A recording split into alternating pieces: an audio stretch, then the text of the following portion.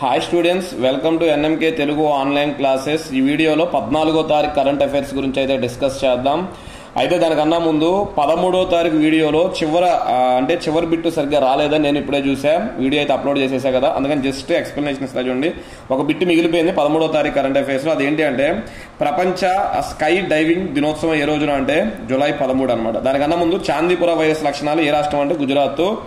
1965లో మహారాష్ట్రలోని చాందీపురాలో ఈ వైరస్ ను గుర్తించారంట, అందుకనే దానికి ఆ పేరు పెట్టారని చెప్తున్నారు. ప్రపంచ స్కై డైవింగ్ దినోత్సవం ఎప్పుడు అంటే జూలై 13 అని చెప్తారు అనమాట. ఓకే, నెక్స్ట్ దాని తర్వాత చూసినట్లయితే మనకి చూడండి 14వ తారీఖు కరెంట్ అఫైర్స్ అనమాట. అదోనా 13 వరకు అయిపోయినాయి కదా మనకి. నెక్స్ట్ 14వ తారీఖు కరెంట్ అఫైర్స్. ఫస్ట్ బిట్ చూసినట్లయితే మనకి చూడండి, వికలాంగుల కోసం భారతదేశంలో మొట్టమొదటి విశ్వవిద్యాలయాన్ని ప్రారంభించాలని ఏ రాష్ట్రం ప్రణాళికను రూపొందిస్తుంది? వికలాంగుల కోసం అంట మన దేశంలో మొట్టమొదటి యూనివర్సిటీని ప్రారంభించాలని ఏ రాష్ట్రం రూపొందిస్తుంది అంటే జార్ఖండ్. ఏంటిది? జార్ఖండ్. జార్ఖండ్ లో కూడా ఎక్కడంటే రాంచీ అనమాట. చూడండి, రాంచీలో ఈ యూనివర్సిటీని ఏర్పాటు చేసేందుకు సిద్ధం అవుతున్నామని జార్ఖండ్ రాష్ట్ర సాంకేతిక విద్యాశాఖ మంత్రి చంపాయి సోరెన్ తెలిపారు. చూడండి, ఆ రాష్ట్ర సాంకేతిక విద్యాశాఖ మంత్రి చంపాయి సోరెన్ తెలిపారు. చూడండి, మొన్నటి వరకు కూడా చంపాయి సోరెన్ జార్ఖండ్ రాష్ట్ర ముఖ్యమంత్రిగా ఉన్నారు. హేమంత్ సోరెన్ జైల్లో ఉన్నంత కాలం ఈయనే మనకు అక్కడ ముఖ్యమంత్రిగా ఉన్నాడు. ఓకే, ఇప్పుడు హేమంత్ సోరెన్ బయటకు వచ్చేసి ముఖ్యమంత్రి బాధ్యతలు తీసుకున్నారు కాబట్టి ఈయన ముఖ్యమంత్రి పదవి నుంచి అయితే పక్కకు వచ్చేసారు, గుర్తుపెట్టుకోండి.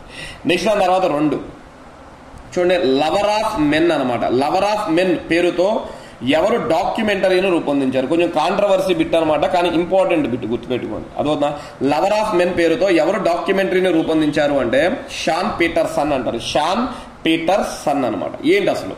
అమెరికా మాజీ అధ్యక్షుడు అబ్రహం లింకన్ గురించి దీనిలో ఉంది. అమెరికా మాజీ అధ్యక్షుడు అబ్రహం లింకన్ గురించి దీనిలో ఉందన్నమాట. అబ్రహం లింకన్ స్వలింగ సంపర్కుడనే ఆరోపణలు ఎప్పటి నుంచే ఉన్నాయి? చూడండి, అబ్రహం లింకన్ స్వలింగ సంపర్కుడు అంటే గే అంటాం కదా మనం, అదనమాట. గే అనే ఆరోపణలు ఎప్పటి నుంచో ఉన్నాయి. తాజాగా దీనిపై సంచలనాత్మకమైన డాక్యుమెంటరీని షాన్ పీటర్సన్ రూపొందించాడు. ఏం పేరుతో? లవర్ ఆఫ్ మెన్ అనే పేరుతో షాన్ పీటర్సన్ ఒక డాక్యుమెంటరీని, ఒక 40 నిమిషాలు వచ్చేలాగా ఒక వీడియోని అయితే తీశాడు అనమాట. మగవాళ్లకు ఆయన రాసిన లవ్ లెటర్స్. ఎవరు? అబ్రహం లింకన్ మగవాళ్లకు రాసిన లవ్ లెటర్స్, వాళ్ళతో సెక్స్ రిలేషన్షిప్ గురించి దీనిలో చూపించనున్నారు.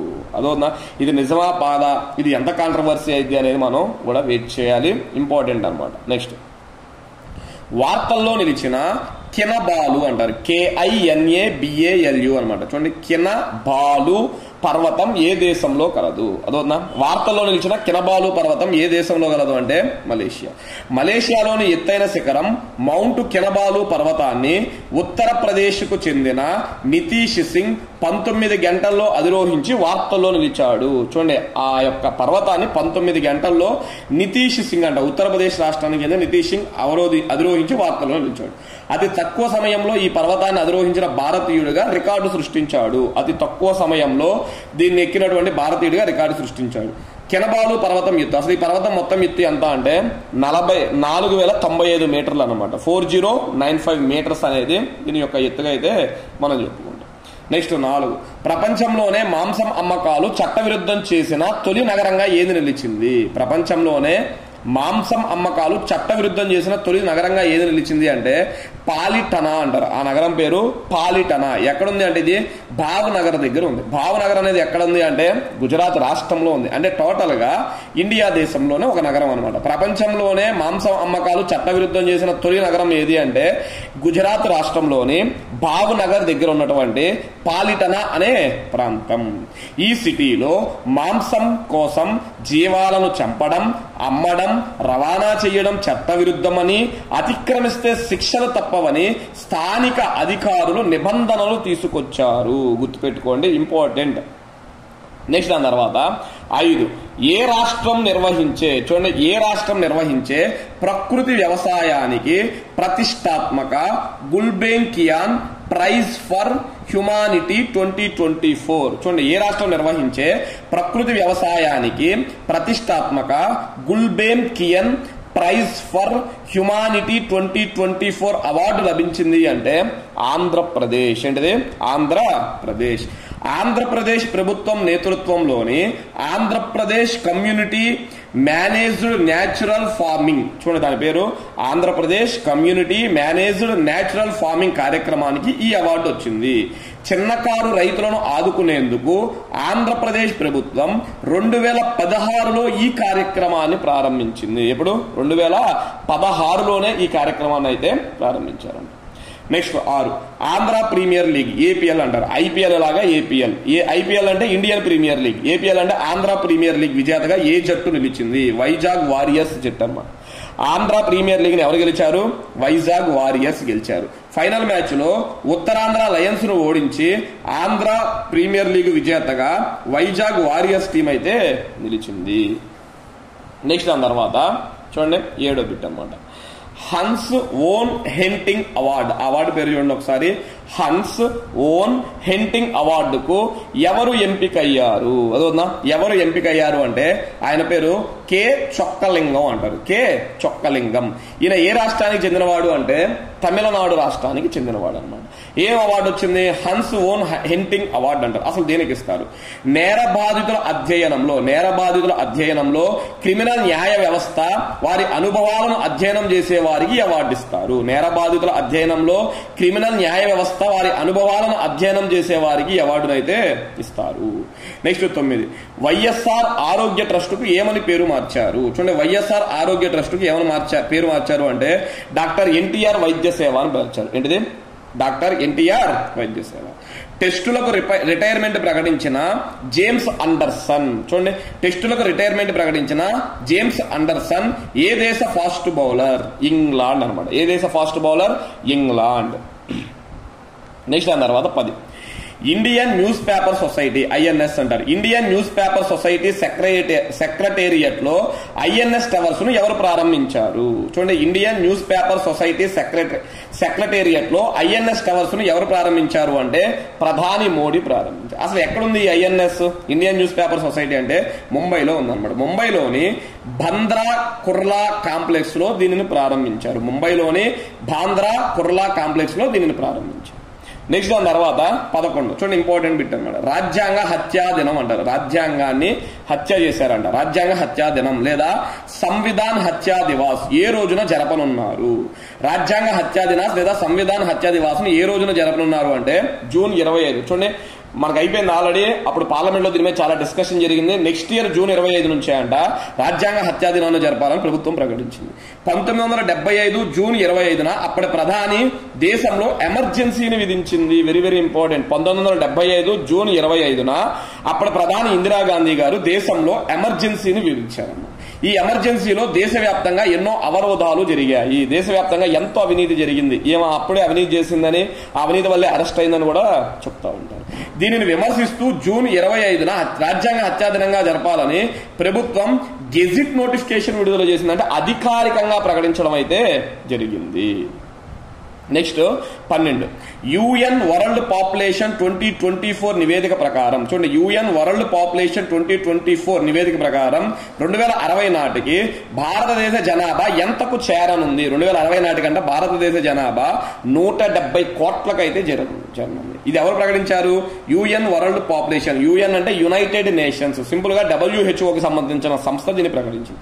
ప్రస్తుత భారతదేశ జనాభా 145 కోట్లుగా ఉన్నది. ప్రస్తుత భారతదేశ జనాభా ఎంత ఉంది? 145 కోట్లుగా ఉన్నది. నెక్స్ట్ అన్నారు కదా సుస్థిరాభివృద్ధి లక్ష్య సూచి అనమాట. సుస్థిరాభివృద్ధి అంటే సస్టైనబుల్ డెవలప్మెంట్ సూచి 2023-24 ప్రకారం ఆంధ్రప్రదేశ్ ఎన్నవ స్థానంలో ఉంది అంటే 10వ స్థానంలో ఉందన్నమాట. సుస్థిరాభివృద్ధి లక్ష్య సూచి 2023-24 ప్రకారం ఆంధ్రప్రదేశ్ ఎన్నో స్థానంలో ఉంది అంటే 10వ స్థానంలో ఉంది. మరి మొదటి స్థానంలో ఏమున్నాయి అంటే కేరళ, ఉత్తరాఖండ్ రెండు కూడా ప్రథమ స్థానంలో 79 పాయింట్స్ తో రెండు మొదటి స్థానంలో ఉన్నాయి. సుస్థిరాభివృద్ధి సస్టైనబుల్ డెవలప్మెంట్ అంట. మరి చివరి స్థానంలో ఏది ఉంది అంటే జార్ఖండ్ ఉందన్నమాట. 62వ స్థానంలో ఉంది. బీహార్ 57వ స్థానం. చివరి నుంచి 2వ స్థానంలో అయితే బీహార్, చివరి స్థానంలో జార్ఖండ్, చివరి నుంచి 2వ స్థానంలో అయితే బీహార్ ఉంది. నాణ్యమైన విద్య అందించడం, పరిశ్రమలు, మౌలిక వసతుల కల్పన అంశంలో, నాణ్యమైన విద్య, పరిశ్రమలు, మౌలిక వసతుల కల్పన అంశంలో ఆంధ్రప్రదేశ్ 20వ స్థానంలో ఉంది. గుర్తుపెట్టుకున్న ఆంధ్రప్రదేశ్ 20వ స్థానంలో ఉంది.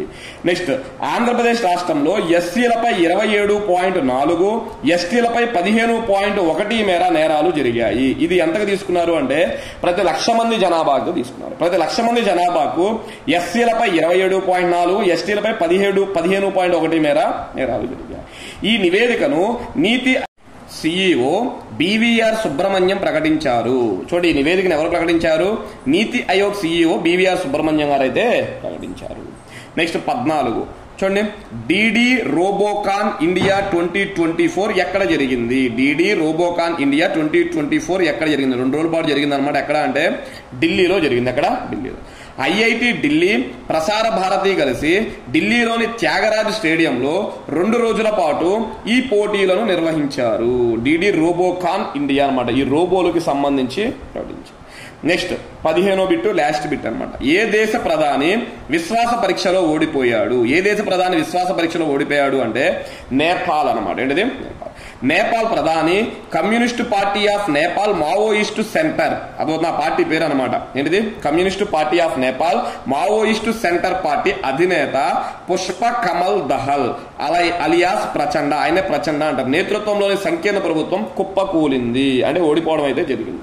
275 సీట్లున్న సభలో ప్రచండకు వ్యతిరేకంగా 194 ఓట్లు పడ్డాయి. చూడండి, మొత్తం 275 ఉంటే 194 ఆయనకు వ్యతిరేకంగా పడ్డాయి. సో ఏమైంది? ఓడిపోవడం అయితే జరిగింది. సో ఈయన ఏం చేశాడు? ఇప్పుడు రాజీనామా చేశాడు.